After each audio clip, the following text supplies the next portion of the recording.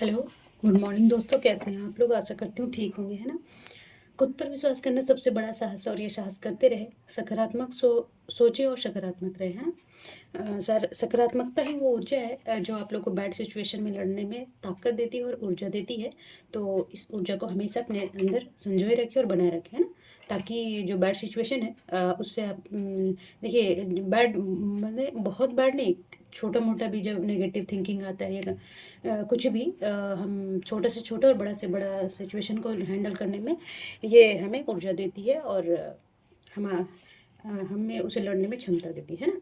तो चलिए, आप लोगों का स्वागत है आप लोगों के ही क्लास में AFT एडू बूस्ट में, है ना। इस टॉपिक से आपके पास जितना भी नॉलेज है उसे और बूस्ट करें, उसमें और तेज़ी लाए, धार लाए, है ना। ताकि जो भी इससे रिलेटेड क्वेश्चन आपसे छूट रहा है वो क्वेश्चन ना छूटे आपसे, है ना। और हमारा उद्देश्य भी यही है कि जो भी मैं पढ़ाऊँ उससे इतना कंठस्थ करा दूँ या फिर इस तरीके से कि किसी चीज़ का समझने में, उससे रिलेटेड कोई भी वर्ड समझने में दिक्कत ना हो, है ना। देखिए, इससे पिछले प्रीवियस ईयर में ना ये अमेंडमेंट आज तक दिसंबर 20 दिसंबर 2025 तक ना 106 अमेंडमेंट हो चुके हैं ना। तो ये अमेंडमेंट, टोटल अमेंडमेंट का मैं जो संविधान संशोधन है उसको मैं ना 10-10 क्लासेस में, आज ये लास्ट क्लास है, आज 6 अमेंडमेंट है और बाकी मैं 10 क्लास ऑलरेडी अपलोड कर चुकी हूँ। जो नहीं देख रहे होंगे ना तो वो देखें, और काफ़ी इजी वे से समझाया गया है। देखिए, 106 काफ़ी लेंदी लगता है, जब हम 15-20 पेज देखते हैं एक जगह तो बहुत लगता है हेडेक, अरे यार छोड़ो नहीं पढ़ना है, लास्ट बार पढ़ेंगे, और वो लास्ट कभी नहीं आता। और हमारा देखिए, हर एग्ज़ाम में चाहे PCS IAS या जो भी वनडे एग्ज़ाम हो, रेलवेज, NTPC जितने भी एग्ज़ाम हो उसमें ये पूछता ही पूछता है ना।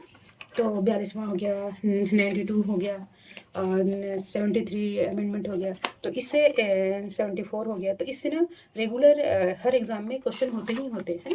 तो क्यों ना हमें एक बार अच्छे से पढ़ लिया जाए और उसका रिवीजन एग्ज़ाम टाइम किया जाए तो हमें ज़रूर याद रहेगा। तो देखिए, आज अमेंडमेंट का लास्ट, संशोधन का लास्ट क्लास है। ये 11वां क्लास है और ख़त्म हो जाएगा संशोधन हमारा क्लास। फिर देखते हैं हम ना, सोच रहे हैं कि जो प्रीवियस ईयर जितने भी पॉलिटी से आए क्वेश्चन हैं उसको मैं बताऊं, या और ज्योग्राफी भी साथ में कराते जाऊं। ऑब्जेक्टिव पढ़ाऊंगी ज्योग्राफी का ना, तो उसमें मैं बहुत सारी चीज़ें सब्जेक्टिव तरीके से बताते जाऊंगी, है ना। ताकि टॉपिक वाइज भी पढ़ाऊंगी, बट अभी सोच रही हूँ कुछ दिन, अभी मैं थोड़ा सा हमारे काम है कुछ, तो उसकी वजह से मैं ना थोड़ा सा ऑब्जेक्टिव करके उसका सब्जेक्टिव जैसे समझाते जाऊँ। क्योंकि मैं जब भी पढ़ाती हूँ, अगर 10 क्वेश्चन है तो उसके उससे उससे रिलेटेड जितने भी बेसिक है उसको क्लियर करते जाती हूँ, है ना। तो चलिए, आज 100वां अमेंडमेंट है, संशोधन है। पहले हम देखेंगे कि हमें ध्यान कहाँ कहाँ देना है ना। तो पहले हमें ध्यान देना है कि ये कौन सा अमेंडमेंट है। ये 101वां है, ये ध्यान देना है। और ये कब आया था ये ध्यान देना है ना। तो 101वां संशोधन 2016 में आया। और इसमें क्या प्रावधान किया गया जी? तो इसमें क्या किया गया कि इस संशोधन ने देश में वस्तु और सेवा कर, वस्तु जैसे जिसे बोलते हैं GST है ना, गुड्स एंड सर्विस टैक्स, ठीक है, की शासन की शुरुआत का मार्ग प्रस्तुत किया। वस्तु और सेवा कर केंद्र और राज्य सरकार द्वारा लगाए जा रहे अप्रत्यक्ष करों की जगह लेगा, है ना। जितने भी अप्रत्यक्ष कर, वैट है, उसको ये रिप्लेस करेगा, उसको हटाएगा, तो वही जगह लेगा। और इसके द्वारा करों की कैस्केडिंग प्रभाव को हटाने और वस्तुओं के सेवाओं के लिए एक समान राष्ट्रीय बाजार प्रदान करने का लक्ष्य है। देखिए, कैस्केडिंग जो वर्ड है यहाँ मैं फिर पढ़ाऊंगी, आगे अभी बताऊंगी आप लोग। फिर अप्रत्यक्ष कर और प्रत्यक्ष कर क्या होता है वो भी बताऊंगी, है ना। तो अब आगे पहले हम देख लेते हैं कि क्या क्या प्रावधान किया गया, ठीक है जी। तो इसमें देखिएगा, प्रस्तावित केंद्रीय और राज्य वस्तु और सेवा करे उन सभी वस्तुओं पर लगाया जाएगा जिनमें वस्तुओं और सेवाओं की आपूर्ति शामिल है ना। सिवाय उन सभी जो वस्तु को सेवा कर के दायरे से बाहर रखे गए हैं, तदनुसार संशोधन में लिखित प्रावधान किए गए हैं, ठीक है। तो और प्रावधान क्या किया गया जी कि वस्तुओं और सेवाओं या दोनों की आपूर्ति, प्रत्येक लेन देन पर वस्तु और सेवा कर लगाने के लिए कानून बनाने के लिए संसद और राज्य विधान सभाओं को समवर्ती कर लगाने की, मतलब कि राज्य भी लगा सकता है और कुछ टैक्स से केंद्र लगा सकता है ना, उसे समवर्ती कर को बोलते हैं, लगाने की शक्ति प्रदान की गई है ना। और क्या किया गया जी? तो फिर हम सारा जो है टर्मिनोलॉजी में बताऊंगी। और इसमें क्या किया कि इसने संविधान के तहत विशेष महत्व को घोषित समान की अवधारणा को खारिज कर दिया है ना, जो विशेष महत्व के होते हैं, जैसे नमक हो गया, कुछ और हो गया जैसे।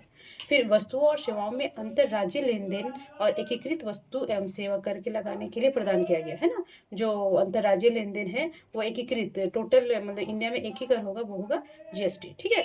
फिर है ये राष्ट्रपति के आदेश से एक वस्तु और सेवा कर परिषद की स्थापना भी की गई, जीएसटी काउंसिल का, जिसे बोलते हैं ना जीएसटी काउंसिल, वो।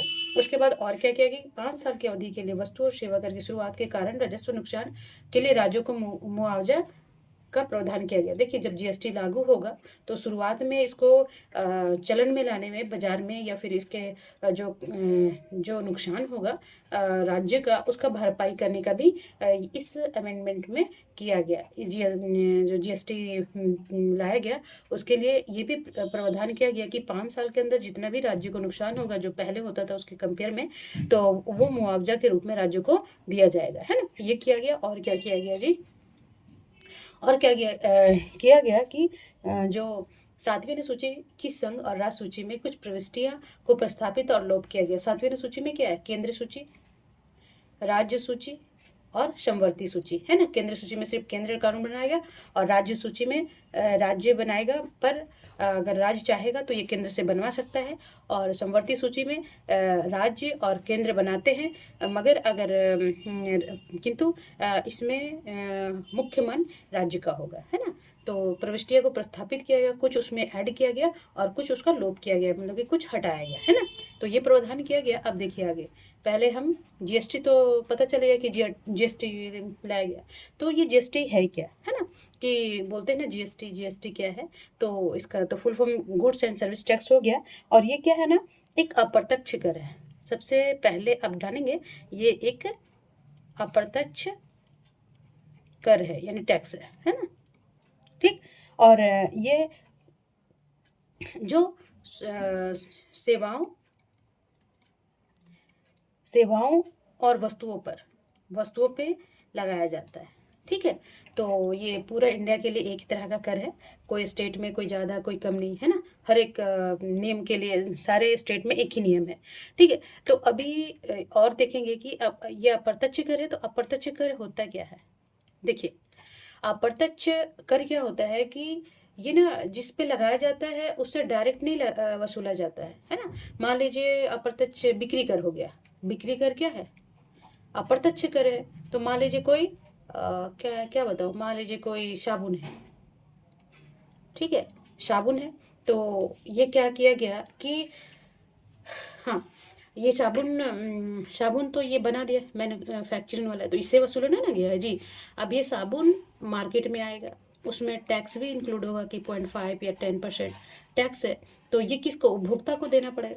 तो यहाँ पहले ये मैन्युफैक्चरिंग हुआ, फिर इसे मीडिएटर लाए, फिर ये विक्रेता लाए, फिर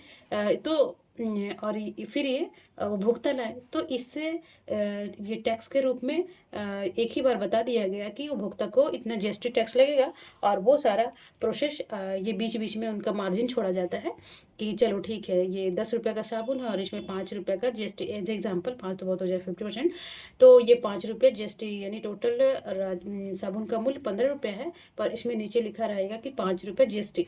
तो इस मीडिएटर को पहले तो जो प्रोडक्ट बनाएगा उसको मान लीजिए 10 रुपये मिला, ठीक है। तो जो मीडिएटर होगा उसको 11 रुपये मिलेगा, फिर यहाँ पे जो सेलर होगा उसको मिलेगा 12 रुपये में, और ये हमारे पास आएगा मान लीजिए 13 रुपये। तो इधर इन लोग का भी बनता गया कुछ ना कुछ पैसा, 1 रुपये इसको बना, 1 रुपया इसको बना, और 10 रुपये इसको बना। तो इस तरह का जीएसटी काम करता है ना। तो अप्रत्यक्ष कर डायरेक्ट उससे नहीं वसूला जाता जिस पे लगाया जाता है, बाकी उस आगे आगे ऐसे प्रोसेस चलता रहता है ना।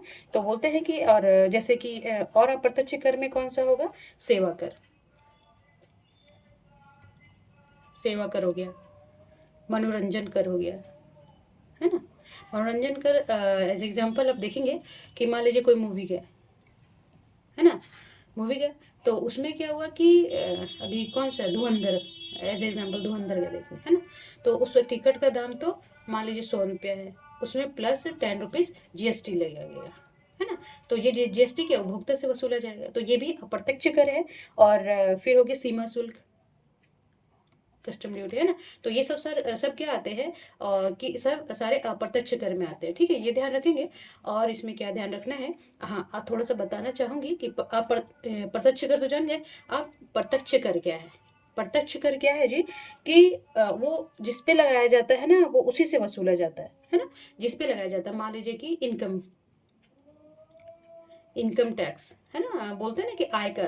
तो आयकर क्या है, जो कमा रहा है उसी से वसूला जाता है ना। जो कोई सर्विस है कर रहा है उसी से वसूला जाता है ना। संपत्ति कर हो गया, जिसके पास संपत्ति उसी से भी टैक्स लिया जाता है।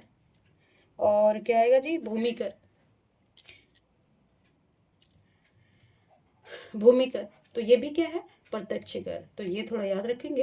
देखिए एग्जाम्पल से तो आप लोग क्लियर हो गया है ना। और इसमें याद क्या रखना है जी, हाँ अब एक चीज़ और इसमें याद रखना है कि जीएसटी कब लागू हुआ था।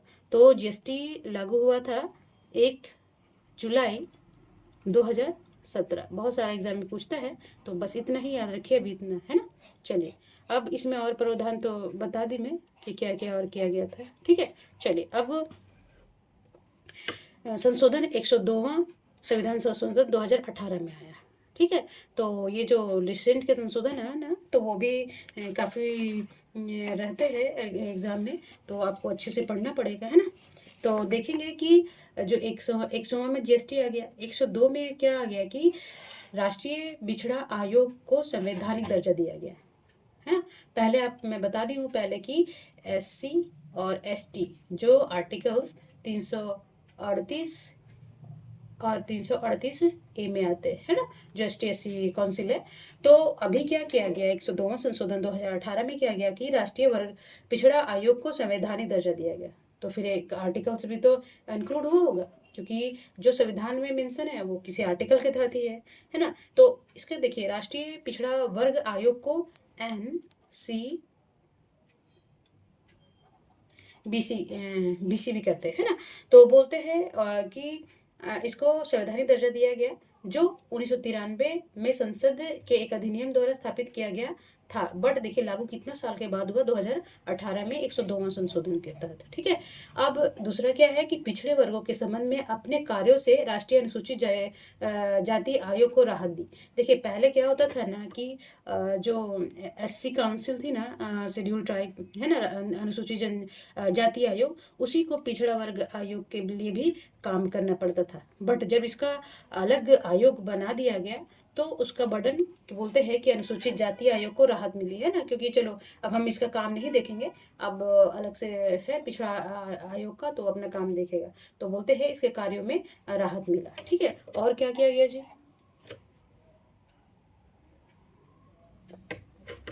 तो राज्य एवं संघ राज क्षेत्र के संबंध में सामाजिक और शैक्षणिक रूप से पिछड़े वर्गों को निर्दिष्ट करने के लिए राष्ट्रपति को अधिकार दिया गया, है ना। बोलता है कि राज्य या संघ राज क्षेत्र से संबंध में सामाजिक और शैक्षणिक रूप से जो भी पिछड़े होंगे ना, उसको निर्दिष्ट राष्ट्रपति का अधिकार होगा कि वो निर्णय कौन करेगा, तो वो राष्ट्रपति जी करेंगे कि कौन OBC में है।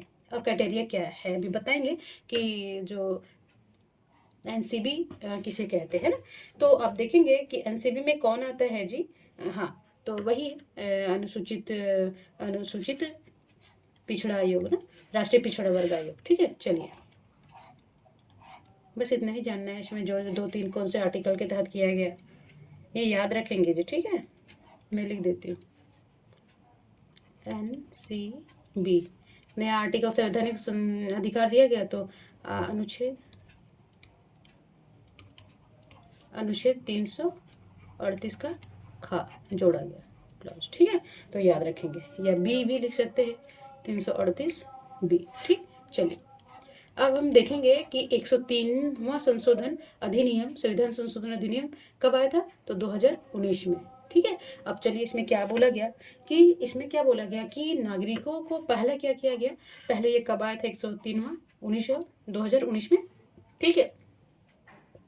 इसमें क्या बोला गया कि नागरिकों को किसी भी आर्थिक रूप से कमजोर वर्ग की उन्नति के लिए कोई विशेष प्रावधान करने के लिए राज्य को सशक्त बनाया गया, है ना। जैसे मान लीजिए कि सिर्फ SC और ST या फिर OBC, है ना, या फिर पिछड़ा वर्ग आयोग। इसके अलावा भी जो इकोनॉमिक वीकर सेक्शन है ना, बोलते हैं ना इसको इकोनॉमिक, आर्थिक रूप से वीकर सेक्शन, है ना, EWS, ठीक है। तो आप जब फॉर्म भरते होंगे उसमें भी मेंशन रहता है कि कटअप, रिजल्ट में भी होता है कि EWS का इतना कटअप गया, 1-2 मार्क्स 5 मार्क्स इतना कम गया, है ना। तो वही बोल रहा है कि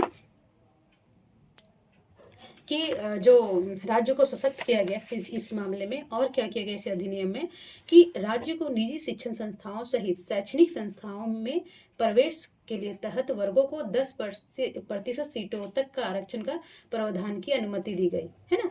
और क्या किया गया, चाहे वह सहायता प्राप्त हो या राज्य द्वारा सहायता प्राप्त ना हो, अल्पसंख्यक शैक्षणिक संस्थाओं की अपेक्षा करता है कि 10% तक यह आरक्षण मौजूदा आरक्षण के अतिरिक्त होगा। जितने भी मान लीजिए आरक्षण दिया रहा है उसके अलावा भी 10% इकोनॉमिक वीकर सेक्शन का दिया जाएगा, है ना, इसके अतिरिक्त बोल रहा है ना। और क्या किया गया जी, तो इसमें और क्या गया है कि राज्य को ऐसे वर्गों के पक्ष में 10% नियुक्तियों के पदों का आरक्षण का प्रावधान करने की अनुमति दी गई।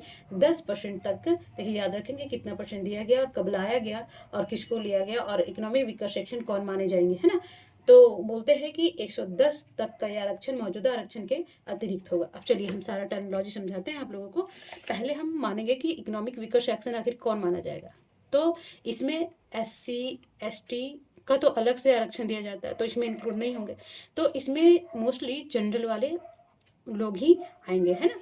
तो देखेंगे कि इकोनॉमिक वे लोग होते हैं जिनकी पारिवारिक आय, जो इकोनॉमिक वीकर से आर्थिक रूप से पिछड़ा वर्ग कौन माना जाएगा, जो जिसके पारिवारिक, है ना, बोलते हैं, यहाँ हटा देते फिर समझाते हैं, है ना, फिर इधर उधर नहीं भागना पड़ेगा, जगह बन जाएगा ना।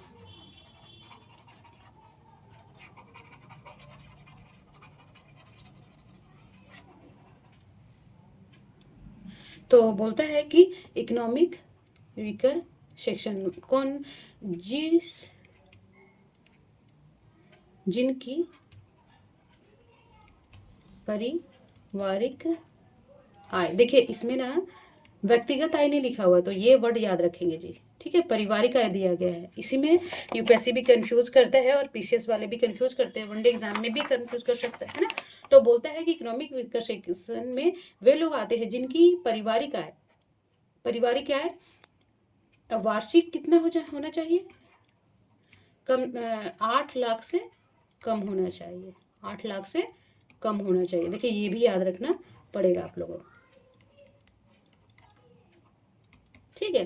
तो इकोनॉमिक वीकर सेक्शन वही माने जाएंगे जिनके पारिवारिक आय पूरा परिवार मिला के वो एक साल में 8 लाख से कम कमाता है, तो वो इकोनॉमिकली वीक माना जाएगा, है ना, और उसको यही आरक्षण माना जाएगा। और इसके अलावा वो SC ST और OBC का जो आरक्षण है उसका लाभ नहीं मिल रहा है। मान लीजिए कि OBC है कोई, तो OBC का नहीं लाभ मिल रहा है ना, तो OBC होना भी एक अलग कैटेगरी दिया गया है OBC वालों को।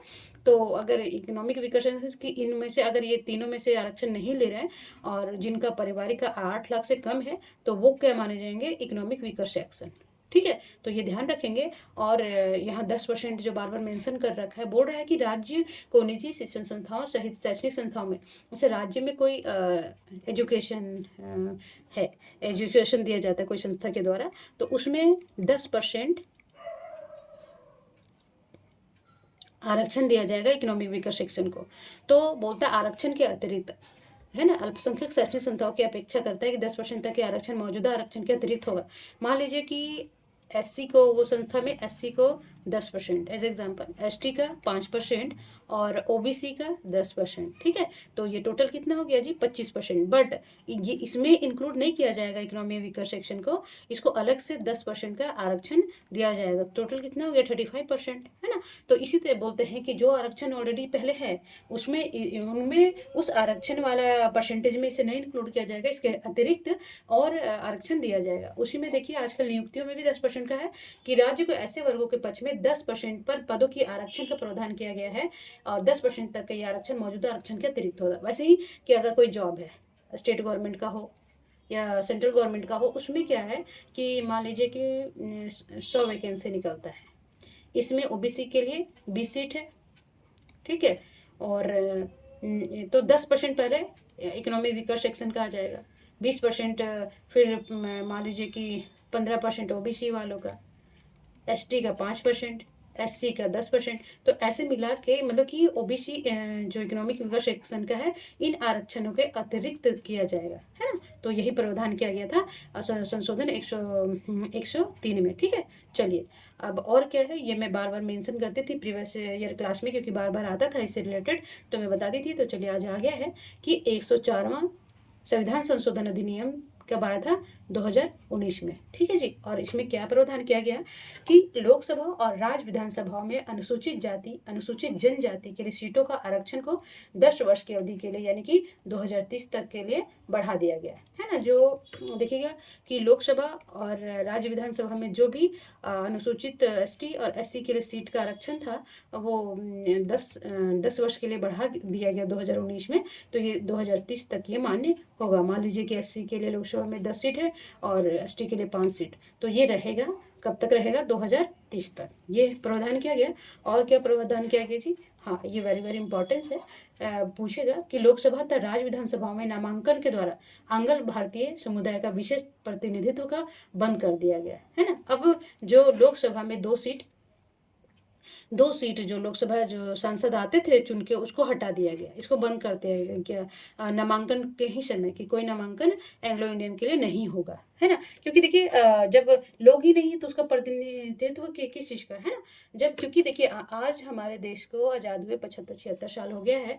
तो अभी पहले आंग्ल भारतीय रहते थे, तो उसका प्रतिनिधित्व भी जरूरी था उनके विकास के लिए, है ना।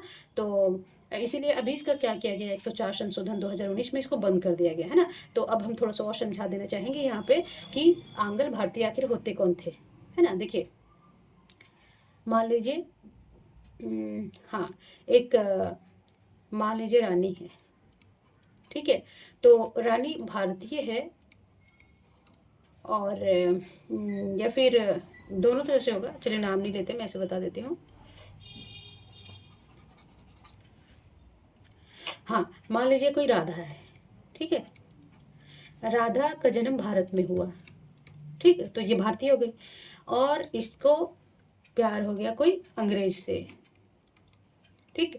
मान लीजिए ब्रिटिश ब्रिटिश मूल रूप से ब्रिटिश ही माने जाते हैं। तो इसको मैं थोड़ा मिटा देती हूँ, फिर समझाती हूँ अच्छे से, ठीक है।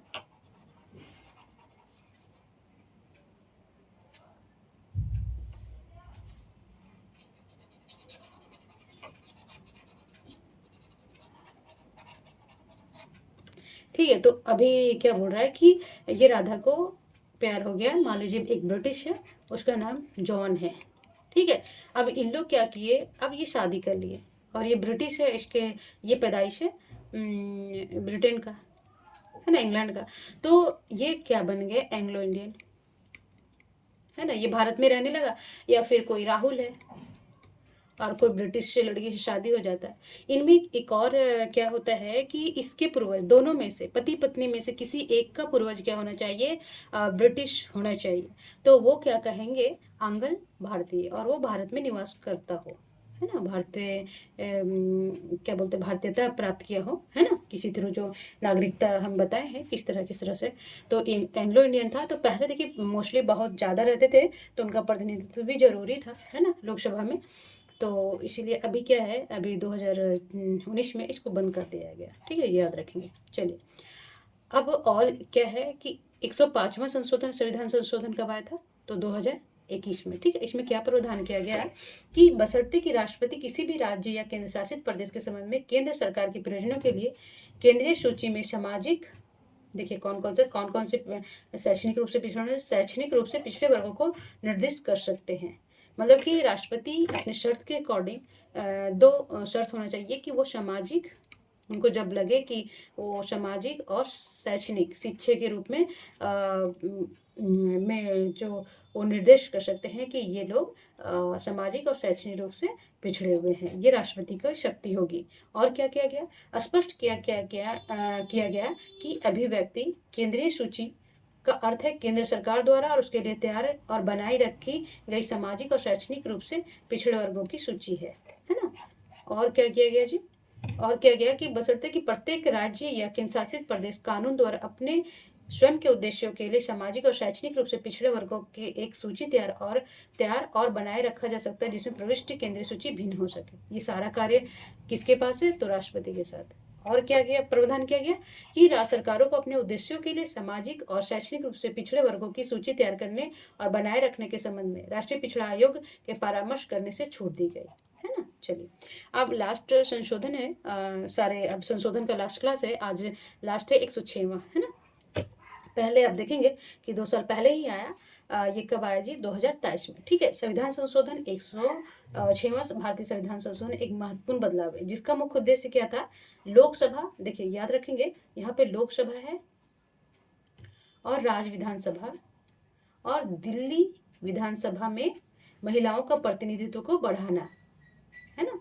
ये किया गया, जहां जहां मैं अंडरलाइन कर रही हूँ उसको याद रखेंगे। इसे महिला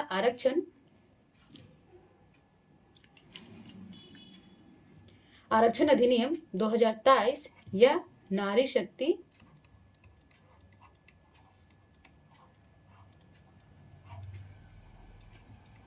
वंदन अभियान भी बोला गया। ठीक है, याद रखेंगे। इसे और क्या बोला गया? इसे बोलते हैं कि इसमें इस संविधान में महत्वपूर्ण बदलाव किया गया। उसमें क्या किया गया कि लोकसभा और राज्य विधानसभा और दिल्ली विधानसभा में महिलाओं का प्रतिनिधित्व को बढ़ाना इसका मुख्य उद्देश्य था। और इसे क्या बोलते हैं? इसे महिला आरक्षण अधिनियम 2023 या नारी शक्ति वंदन अभियान भी बोला जाता है। और इसका मुख्य उद्देश्य आखिर क्यों लाया गया ये संविधान संशोधन? तो इसका मुख्य उद्देश्य क्या था जी? 106 संविधान संशोधन का मुख्य उद्देश्य क्या था कि महिलाओं के लिए राजनीतिक निर्णय निर्माण संस्थाओं में 33% यानी कि 1/3 टोटल का 1/3, है ना। मान लीजिए 90, मान लीजिए हाँ 99 सीट है, तो 1/3 कितना हो जाएगा जी? यानी कि 33 सीट महिलाओं का होगा, है ना। तो उसमें आरक्षण होगा, महिलाएं आएंगी ही आएंगी, है ना, जो लोकसभा में, राज्य विधानसभा में, दिल्ली विधानसभा में। ठीक है, तो क्योंकि देखिए हमारा कुल जनसंख्या का 50% महिलाएं हैं, तो इनका प्रतिनिधित्व भी कम से कम 50% होना चाहिए, है ना। तो एक महिला सशक्तिकरण की और ही एक कदम है ये। तो 106वां संविधान संशोधन मूल उद्देश्य क्या था? महिलाओं के राजनीतिक निर्णय निर्माण में संस्थाओं में 33%, 1/3 सीटें आरक्षित करना। इसका लक्ष्य महिलाओं की भागीदारी, नेतृत्व की भूमिका को बढ़ाना है। ठीक है, और क्या है जी? देखिए ये क्या संशोधन का नाम और पारित होना, इसका आधिकारिक नाम कॉन्स्टिट्यूशनल 160 अमेंडमेंट एक्ट 2023 भी बोला गया, है ना। यह संसद के सितंबर 2023 में पारित हुआ। राष्ट्रपति की मंजूरी के बाद यह अधिनियम बन जाता है, जो नियम कानून बोलता है। इसका प्रावधान क्या किया गया था कि 1/3 का आरक्षण किया गया था, लोकसभा में हो, राज्य विधानसभा में हो, ठीक है, और दिल्ली विधानसभा में हो। ये तीनों जगह पे 1/3 महिलाएं का आरक्षण, 1/3 महिलाओं का आरक्षण होगा, है ना। 33%, 100 का कितना? 100 सीट है, तो उसमें 33 महिलाएं होंगी, है ना। तो बोले 33% आरक्षित किया जाएगा महिलाओं के लिए सीटों का। ठीक है, और क्या किया गया जी? राज्य विधानसभाओं में भी इसी तरह का 1/3 सीट महिलाओं के लिए आरक्षित किया गया, अभी बताई थी मैं आगे। और क्या क्या किया गया जी? कि राष्ट्रीय राजधानी दिल्ली की विधानसभा में भी महिलाओं के लिए 1/3 सीटें, सभी में, राज्य विधानसभा में, दिल्ली विधानसभा में और केंद्र में भी। ठीक है, और क्या किया गया जी? हाँ, इसमें आरक्षित सीटों में एसटी और एससी का समावेश है। देखिए अभी जहाँ पहले अनुसूचित जाति और अनुसूचित जनजाति के लिए आरक्षित सीटें हैं, वहाँ से भी महिलाओं के हिस्से की महिलाएं चुनी जाएगी। यानी महिलाओं के लिए आरक्षित सीटें कोटे में ही भी एसटी एससी महिलाओं का समावेश सुनिश्चित किया जाएगा। मान लीजिए कि एससी का सीट मान लीजिए लोकसभा में 10 था, तो इसमें 1/3 महिलाएं आएंगी, है ना। कम से कम 3 महिलाएं तो एससी से आएंगी ही आएंगी। वैसे ही एसटी में भी प्रावधान है कि इसका 1/3 प्रावधान एसटी और एससी कम्युनिटी में भी किया गया, कि इसमें भी जितने आरक्षण थे और टोटल का 1/3 महिलाएं आएंगी, है ना। तो ये प्रावधान किया गया 106 संशोधन में। देखिए आज संशोधन का क्लास समाप्त हो गया है, और एक एक चीज़ मैं समझाई हूँ, जहाँ दिक्कत होगा आप अवश्य बताएं हमें, और मैं सुधारने की कोशिश करूँगी। देखिए अभी मैं क्लासेस स्टार्ट करी हूँ, 4-5 महीने तो हो गए हैं, है ना। बट मैं कोशिश करती हूँ कि और अच्छे से पढ़ाऊँ, जहाँ भी आप लोगों को कॉन्सेप्ट क्लियर ना हो सिर्फ। और जब भी मैं अभी देखिए आगे मैं ना ऑब्जेक्टिव क्लास ले रही हूँ, पर सिर्फ उसको ऑब्जेक्टिव नहीं मानेंगे। उससे जैसे ज्योग्राफी है तो मान लीजिए कोई लोकेशन पढ़ा ली, मान लीजिए कि अन्नामलाई की पहाड़ी समझ, तो उसमें मैं ना ऐसे बाई लोकेशन पढ़ाऊंगी, है ना। लोकेशन पढ़ाऊंगी तो सर आपका बहुत चीज़ क्लियर होता जाएगा, है कि नहीं। तो चलिए कंटिन्यूटी रखिए क्लास में। और देखिए आपको 100% सिलेक्शन लेना है तो 100% पढ़ना होगा जी। अगर 1% भी कम किए तो 100% सिलेक्शन मीन्स 100% देते हैं जब, है ना। तो अगर 1% भी कम किए तो नहीं होगा सिलेक्शन। तो कड़वा है बट सत्य है, क्योंकि अगर पढ़े तो अच्छे से पढ़े, नहीं पढ़े तो टाइम वेस्ट करने का कोई भी दरकार नहीं है ना। तो कंटिन्यूटी बना रखें। संशोधन का सारा क्लासेस हो गया, वो जाके देखें, है ना। देखिए हमारा क्लास ना फेसबुक और इंस्टाग्राम पे भी मैं डाल देती हूँ, जो भी हमारे व्यूअर वहाँ पे होंगे वो आएंगे और सब्सक्राइब कर देंगे, क्योंकि जब भी मैं क्लास अपलोड करूँगी तो एट ए टाइम आपको मिल जाएगा। और जेपीएससी, हाँ 14 15 जेपीएससी का जो भी तैयारी कर रहे हैं, झारखंड का कोई भी एग्जाम का जो भी तैयारी कर रहे हैं, मैं झारखंड में क्लासेस भी लेती हूँ, तो आप अवश्य वो सारी क्लासेस देखें, काफ़ी अच्छे से बताया गया है। आप एक बार देख के तब खुद जांच करेंगे, है ना। और देखिए कंटिन्यूटी रखिए क्लास में, सारे संशोधन पढ़ लीजिए। जो नहीं आज भी जो फर्स्ट क्लास देख रहे होंगे वो सारे संशोधन पढ़ लेंगे, और लाइक और शेयर भी कर दिया कीजिए, यही हमारा रिवार्ड है। ठीक है, नमस्कार।